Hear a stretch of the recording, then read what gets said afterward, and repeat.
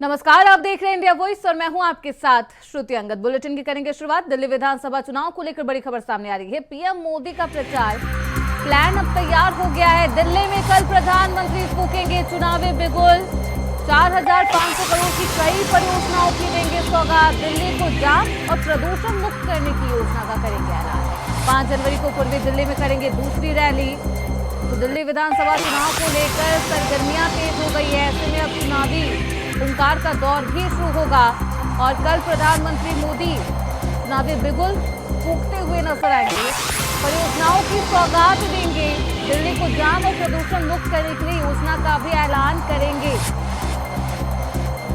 तो दिल्ली विधानसभा चुनाव से पहले सियासत तेज है और ऐसे में अब पार्टियों की हुंकार सुनाई देगी। तमाम वादे और दावों का दौर भी शुरू है। विधानसभा चुनाव को लेकर एक्शन मोड में बीजेपी पार्टी नजर आ रही है। कल प्रधानमंत्री मोदी चुनावी बिगुल फूकेंगे। वहीं समाजवादी पार्टी प्रमुख अखिलेश यादव ने पीडीए कैलेंडर जारी किया है। नए साल पर पीडीए कैलेंडर जारी किया गया है। साल 2025 को पीडीए वर्ष के रूप में मनाने का ऐलान किया गया है। पूर्व सपा विधायक संतोष पांडे की देखरेख में पीडीए कैलेंडर जारी किया गया है। कैलेंडर में प्रमुख विचारकों के छाया चित्र और विचार है। कैलेंडर के जरिए सपा समाजवादी विचारधारा का प्रचार प्रसार करेगी।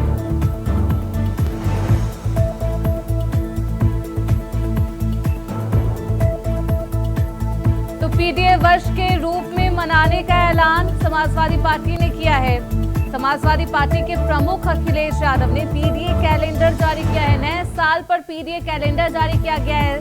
2025 को लेकर ये कैलेंडर जारी किया गया है और 2025 को पीडीए वर्ष के रूप में मनाने का ऐलान किया गया है। तो पीडीए कैलेंडर समाजवादी पार्टी की तरफ से जारी किया गया है।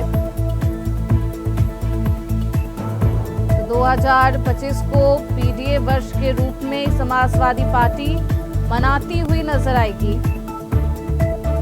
समाजवादी पार्टी के प्रमुख अखिलेश यादव ने।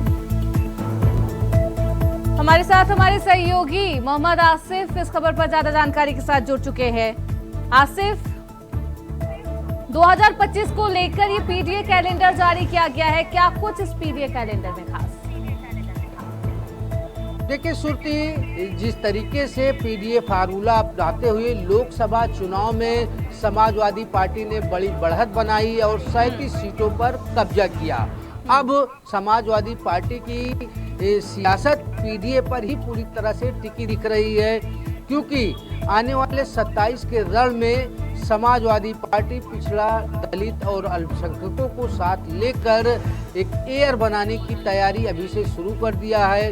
कल सपा प्रमुख अखिलेश यादव ने पीडीए कैलेंडर भी जारी किया और यह पीडीए कैलेंडर समाजवादी पार्टी के पूर्व विधायक संतोष पांडे की देखरेख में छपवाया गया है। और संतोष पांडे वही विधायक है जिन्होंने परशुराम की मूर्ति स्थापित करा के कहीं न कहीं समाजवादी पार्टी को आगे बढ़ाने का काम किया था। और जिस तरीके से परशुराम की मूर्ति लगवाने के बाद सपा प्रमुख अखिलेश यादव और उनके कार्यकर्ताओं में काफी जोश दिखा था। अब जो है जिस तरह से पीडीए की सियासत चल रही है, पीडीए की सियासत में अब कैलेंडर की भी एंट्री हो चुकी है। इस कैलेंडर में धार्मिक माफ कीजिएगा, इस कैलेंडर में पीडीए के जो विचारों वाले महापुरुष हैं उनकी फोटो लगाई गई है और साथ ही साथ संविधान और आरक्षण को लेकर भी इस पीडीए कैलेंडर के जरिए सवाल यही है आसिफ, क्योंकि पीडीए कैलेंडर जारी किया गया है समाजवादी पार्टी की तरफ से, इसका सियासी संदेश किस तरीके से जा रहा है?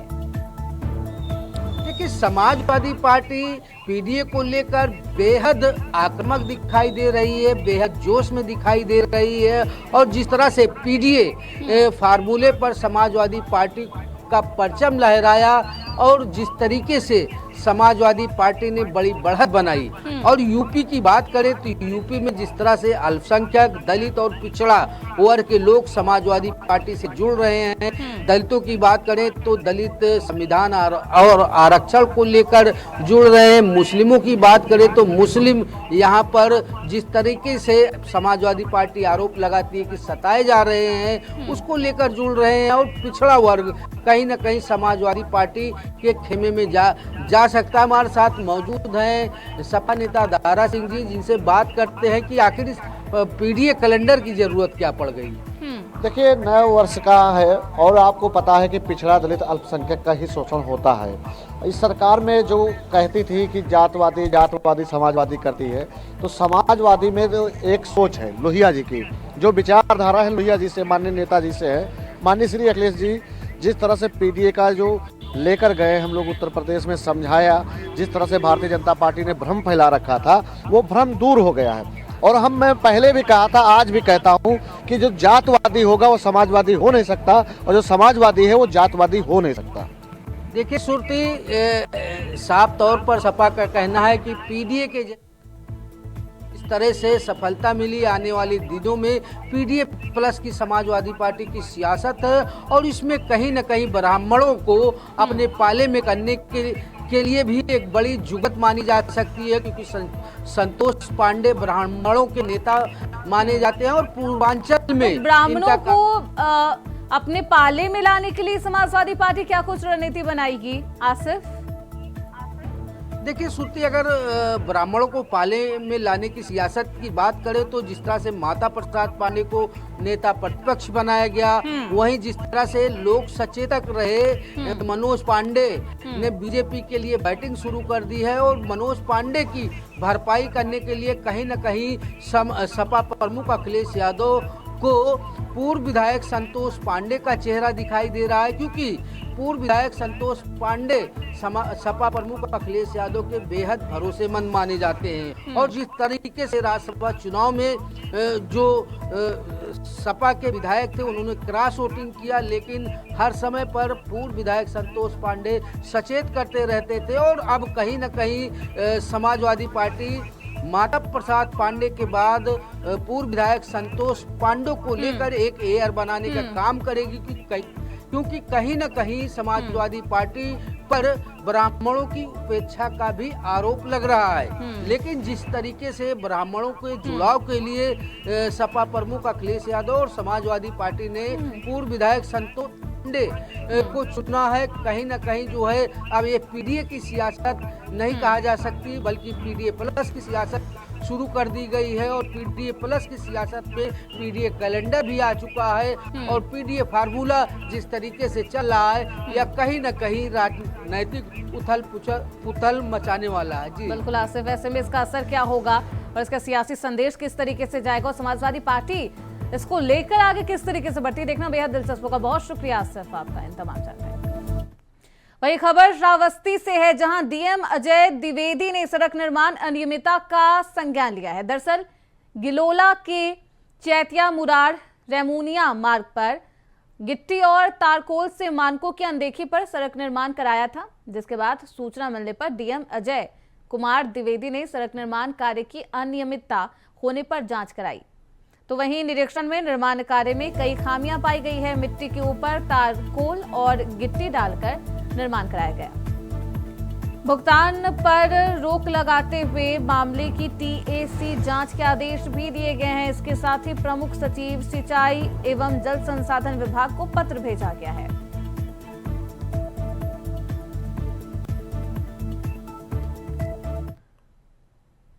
वही श्रावस्ती से नए साल के पहले दिन पुलिस ने बहुत बड़ा खुलासा कर दिया है। नकली नोट बनाने वाले 3 अंतरजनपदीय और 2 जनपदीय छात्र गिरोह का भंडाफोड़ किया है। एसओजी और हरदत्त नगर गिरंट पुलिस की संयुक्त टीम ने गिरोह सरगना के साथ 5 सदस्यों को गिरफ्तार किया है। वहीं 35,400 रुपए के नकली नोट और नोट बनाने के उपकरण बरामद किए गए।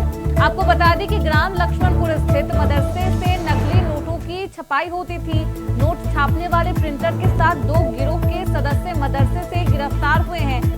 भेसरी बागमती नहर पुल से 315 बोर अवैध तमंचा और कारतूस के साथ 3 गिरोह के सदस्यों को गिरफ्तार किया गया है। वहीं एक प्रिंटर, 2 लैपटॉप, 4 इंक की बोतलें, एक कैंची, एक स्केल, 3 नोट चिपके फॉर्म, 5 मोबाइल उपकरण बरामद किए गए हैं। तमंचा भी कब्जे में लिया गया है और कई अभियुक्तों को गिरफ्तार किया गया है। गंभीर धाराओं में इनकी गिरफ्तारी की गई है। मामला दर्ज कर इन्हें जेल भेज दिया गया है। गिरंट के एसओ को मुखबिर के द्वारा सूचना मिली थी कि कुछ लोग नकली नोटों का धंधा कर रहे हैं। इस सूचना पर सर्विलांस टीम और एसओ गिरंट और CO city Bhinga additional SP के पर्यवेक्षण में ये टीम काम कर रही थी। इस बीच एक व्यक्ति जो नानपारा बहराइच से का रहने वाला है, उसको उठाया गया तो उसके पास से कुछ नकली नोट और असली नोट बरामद हुए। उसकी निशानदेही पे 4 अन्य अभियुक्त पकड़े गए, कुल मिला के 5 अभियुक्तों से, और सभी के पास से कुछ असली और नकली नोट बरामद हुए, जो कुल संख्या में लगभग 35,400 नकली नोट और 15,000 रुपये असली नोट बरामद हुए हैं। इसके साथ ही इनकी निशानदेही पे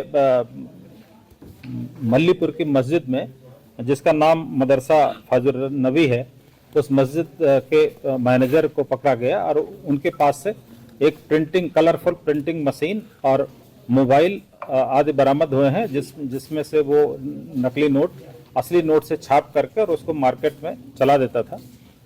इस संबंध में ये भी जानकारी हुई है कि ये रात को गुटखा, सब्जी और जनरल स्टोर की दुकानों पे कुछ छोटे मोटे नोट जो है, जो इनकी इसमें 200 रुपये, 100 रुपये और 500 रुपये के नोट हैं, ये बरामद हुए। इसको जो है अंधेरे में और कम पढ़े लिखे और नासमझ और कम समझदार औरतों को, बच्चों को से चलाते थे बदली करके, और इस तरह ये इस नक्सस का खुलासा हुआ है। हमारी सर्विलांस टीम जिसने ये काम किया है, पूरी टीम को। तो हमारे साथ हमारे सहयोगी दिनेश तिवारी श्रावस्ती से जुड़ चुके हैं। दिनेश, क्या कुछ जानकारी? नकली नोट बनाने वाले गिरोह का पर्दाफाश किया है पुलिस प्रशासन ने। जी, बताना चाहेंगे कि ये मल्लीपुर साइड में नकली नोटों का कारोबार चल रहा था, जो मदरसा के आड़ में नकली नोट छाप रहे थे और काफी दिनों से भी चल रहा था। मुखबिर के सूचना के अनुसार पुलिस ने वहाँ छापा मारा और वहाँ से 5 अभियुक्त को गिरफ्तार किया, जिसमें से 35,000 रुपए के करीब में नकली नोट भी बरामद हुई है और कुछ तमंचा भी बरामद हुआ। यानी कि मदरसे के अंदर इस तरीके की गलत काम किए जाते थे। दिनेश, क्योंकि अब इन लोगों की गिरफ्तारी हो चुकी है, सवाल यही है कि कितने महीने से, कितने दिनों से इस तरीके का काम चल रहा था वहां पर? पुलिस प्रशासन ने क्या कुछ जानकारी दी इसको लेकर? दिनेश जी, बताना चाहेंगे कि ये कई दिनों से चल रहा था, काफी दिनों से चल रहा था, और ये सूचना मुखबिर के द्वारा हुई थी और कई जगह जाली नोट का मतलब लोग बाजार जा रहे थे, वहाँ दे रहे थे। उसके बाद में पुलिस ने उसको संज्ञान में लिया। कई दुकानों पे इन्होंने जाली नोट का दे रहे थे, जो औरतों और बच्चों के द्वारा ये लोग अपना व्यापार चला रहे थे। कितने लोगों की गिरफ्तारी हो गई है दिनेश, और क्या कोई आरोपी अभियुक्त फरार बताया जा रहा है इस पूरे मामले में? 5 लोगों की गिरफ्तारी हुई है, फरार इसमें कोई नहीं। फरार कोई भी नहीं है। ऐसे में 35,000 से ज्यादा नकली नोट बनाने वाला उपकरण भी बरामद किया गया। और क्या कुछ बरामद किया गया है पुलिस प्रशासन के द्वारा दिनेश? जी, उसमें एक लैपटॉप बरामद किया गया, जो मदरसा में जो मौलवी थे उनके पास से पुलिस ने छापा मारा, तो वहाँ एक नकली नोट बनाने का लैपटॉप था और कुछ प्रिंटर भी था और जो पैसे भी थे, असली को पैसे रुपए थे और कुछ कागज था जिससे वो नकली नोट बनाते थे। ऐसे में दिनेश, क्या मदरसे को बंद कर दिया गया है? आगे क्या कुछ कार्रवाई करेगी पुलिस प्रशासन? पुलिस ने मदरसे के मौलवी को पकड़ा है और मदरसे को बंद करा दिया। ओके, बहुत शुक्रिया दिनेश आपका इन तमाम जानकारी के लिए। तो वहीं कोटपुतली में बोरवेल में फंसी चेतना को 170 फीट गहराई से 10 दिन बाद बाहर निकाल लिया गया है, लेकिन बच्ची की जान नहीं बच पाई। जिला प्रशासन की टीम ने सुरंग खोदकर बच्ची को बाहर निकाला है और अस्पताल ले गए, जहां डॉक्टर ने बच्ची को मृत घोषित कर दिया। आपको बता दें कि दिशा भटकने से रेस्क्यू में देरी हुई, तकनीकी खामियों और दिशा भटकने के कारण ये प्रयास सफल नहीं हो सका। रेस्क्यू टीम के रास्ता भटकने को लेकर सवाल उठाए जा रहे हैं कि आखिर सुरंग की दिशा गलत कैसे हो सकती है। मासूम चेतना को बाहर तो निकाल लिया गया है, लेकिन वो जिंदगी से हार गई है, उसकी मौत हो गई है, जिसके बाद से रेस्क्यू टीम पर तमाम सवाल उठाए जा रहे हैं। 10 दिन के बाद भी मासूम को बचाया नहीं जा सका है। बोरवेल से बाहर निकल चुका है अब चेतना का शव।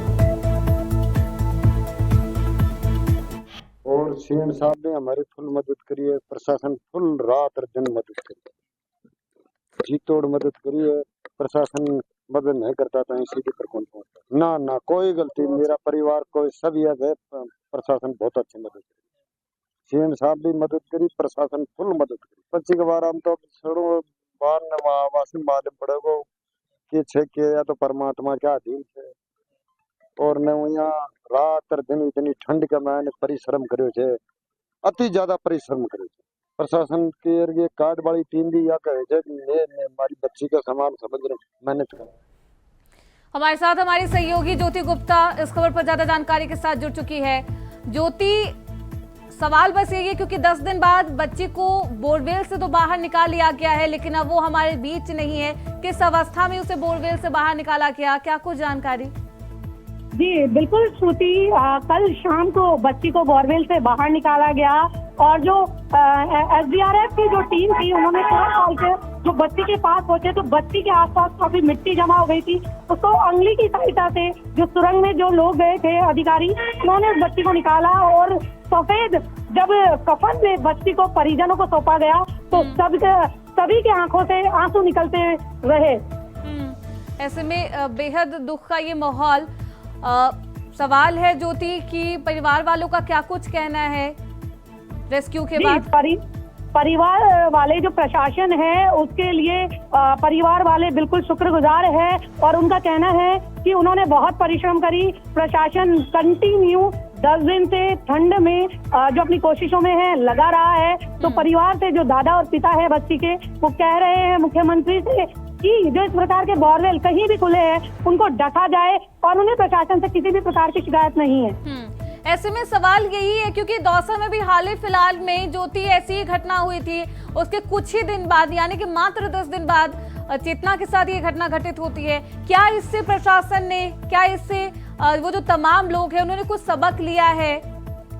बिल्कुल, मुख्यमंत्री जो भजनलाल शर्मा है वो कंटिन्यू इन सब मामलों को लेकर एक्शन मोड में नजर आ रहे हैं और उन्होंने सभी जिलों में आदेश दे दिए कि जितने भी बोरवेल खुले हैं उनको ढका जाए और तत्काल कार्यवाही इन पे की जाए।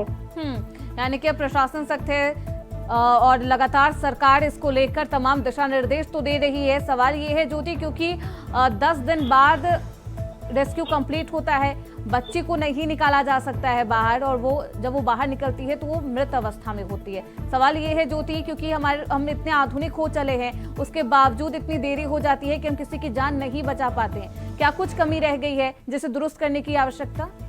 बिल्कुल, जिस प्रकार की तकनीकी खामियां जो नजर आई है प्रशासन की तरफ से वो बहुत ही मतलब बहुत बुरी व्यवस्था है। इस प्रकार की चीजों के लिए प्रशासन को पहले से रेडी होना चाहिए। जिस प्रकार प्लान ए तैयार किया गया तो प्रशासन डिसीजन नहीं ले पाई और प्लान बी को भी साथ ही एक्टिवेट नहीं कर पाई। वहीं दूसरी तरफ देखा जाए तो बच्ची जो 2:15 पे ही बच्ची 1:50 में बच्ची बोरवेल में गिर गई थी। उसके बाद पहला प्रयास परिजनों ने किया रस्सी डाल के बच्ची की तरफ से और प्रशासन 5:30 बजे मौके पे पहुंच पाया है। दूसरी तरफ प्रशासन लगातार चूक हो रही है, लगातार डिसीजन नहीं ले पा रहे हैं। जो दूसरी सुरंग खोली गई थी और जो अधिकारी जो हरियाणा से बुलाए गए थे उसका डिसीजन अगर प्रशासन पहले ले लेता तो हो सकता है बच्ची की जान बचाई जा सकती थी। यानी कि कॉम्प्लिकेटेड सिचुएशन में डिसीजन मेकिंग का जो सिस्टम होता है वो अगर जल्दी काम करता, प्रशासन अगर जल्दी डिसीजन ले पाता तो बच्ची शायद सही सलामत हमारे बीच होती। ज्योति, सवाल ये है क्योंकि जैसा कि आपने कहा प्लान ए और प्लान बी, ये भी कहा जा रहा है कि जिला प्रशासन को एनडीआरएफ और एसडीआरएफ टीम ने पहले ही बता दिया था, मात्र 24 घंटे के अंदर ही बता दिया था कि पाइलिंग मशीन को बुला लिया जाए, पाइलिंग मशीन यहाँ पे ले आइए।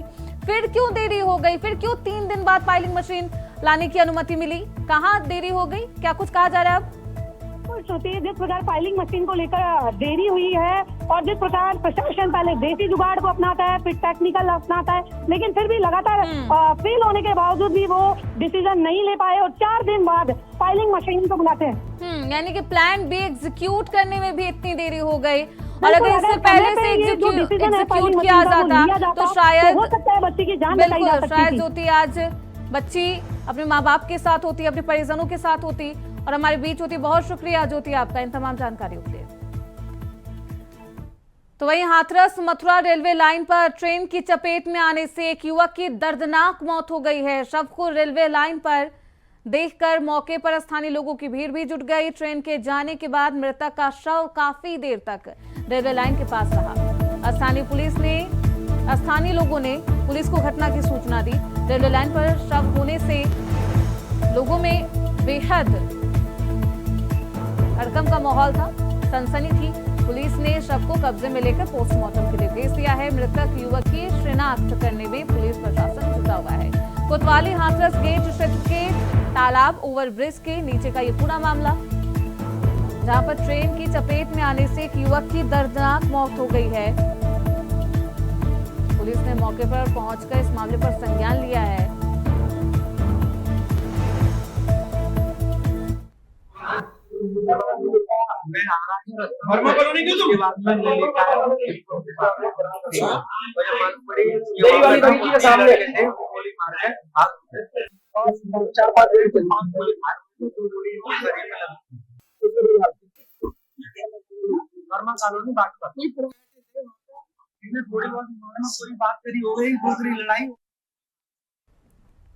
खबर रायबरेली से है, जहां फर्जी जन्म प्रमाण पत्र मामले में बड़ी अपडेट सामने आई। जन्म प्रमाण पत्र फर्जीवाड़े में 16 आरोपियों पर लगा है गैंगस्टर एक्ट। बता दें कि एसपी डॉक्टर यशवीर सिंह के निर्देश पर 16 आरोपियों पर गैंगस्टर एक्ट के तहत कार्रवाई कर जेल भेजा गया है। वहीं इस मामले में अब आरोपियों की चल अचल संपत्तियां भी खंगाली जाएगी। बता दें कि 6 गांव में करीब 6 महीने पहले 19,426 फर्जी जन्म प्रमाण पत्र बनाने का मामला उजागर हुआ, जिसमें मुख्य आरोपी जिशान था। फर्जी जन्म प्रमाण पत्र मामले में ये अपडेट सामने आई है। 16 आरोपियों को जेल में डाल दिया जा चुका है। गैंगस्टर एक्ट के तहत इन्हें जेल भेजा गया है। 20,000 से ज्यादा फर्जी जन्म प्रमाण पत्र बनाए गए थे। वही खबर अलीगढ़ से है, जहां आपने भी सुना होगा, कहते हैं प्यार अंधा होता है। प्यार जब परवान चढ़ता है तो क्या दुश्मन, क्या सरहद, कुछ दिखाई नहीं देता। अब इसका अंदाजा आप बाबू की प्रेम कहानी से लगा सकते हैं। अब आपको पूरा मामला बताते हैं। दरअसल अलीगढ़ का बादल उर्फ बाबू को सोशल मीडिया पर पाकिस्तानी महिला से प्यार हो गया और पाकिस्तानी महिला के प्यार में युवक कुछ इस कदर पागल हुआ है कि वह सरहद पार करके पाकिस्तान पहुंच गया। लेकिन अब प्यार का परवान युवक के दिमाग से शायद निकल सकता है, क्योंकि युवक को पाकिस्तानी पुलिस ने हिरासत में ले लिया है। अंधा प्यार, और ऐसे में अब युवक सरहद पार करके पाकिस्तान जा पहुंचा है, जहां पर पाकिस्तान पुलिस ने उसे गिरफ्तार कर लिया है।